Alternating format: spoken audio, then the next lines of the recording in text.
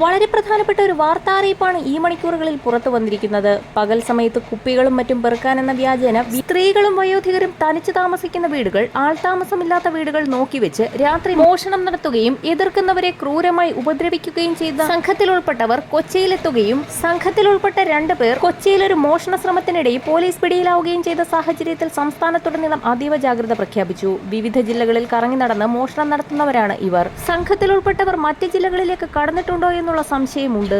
Motor ഘടിപ്പിച്ച സൈക്കിളിൽ കറങ്ങി നടന്നാണ് മോഷണം നടത്തുന്നത്.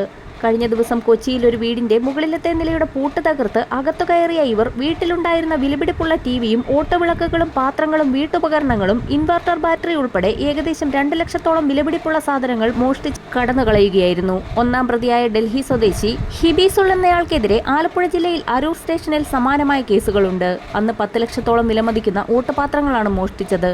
കേസിൽ ഇയാൾ ഇപ്പോൾ ജാമ്യത്തിലാണ്.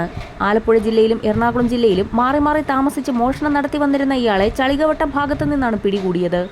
എറണാകുളം SP രാജ്കുമാറിന്റെ നേതൃത്വത്തിൽ രൂപവൽക്കരിച്ച പ്രത്യേക അന്വേഷണ സംഘമാണ് പ്രതികളെ പിടികൂടിയത്. ഡൽഹി സ്വദേശി ഹിബീസുൾ, ബാംഗ്ലൂർ സ്വദേശി മുഹമ്മദ് എന്നിവരെയാണ് പനങ്ങാട് പോലീസിന്റെ നേതൃത്വത്തിൽ അറസ്റ്റ് ചെയ്തത്. സംഘത്തെക്കുറിച്ച് കൂടുതൽ അറിയുന്നതിനായുള്ള ചോദ്യം ചെയ്യൽ പുരോഗമിക്കുകയാണ്. നെട്ടൂർ സ്വദേശിയുടെ വീട്ടിലാണ് മോഷണം നടത്തിയത്. മോഷണം നടത്തി കടന്നുകളയാൻ ശ്രമിച്ച 2-ാം പ്രതിയായ മുഹമ്മദിനെ മുളവുകാട് ഭാഗത്തു നിന്നും അതിസാഹസികമായാണ് പോലീസ് പിടികൂടിയത്.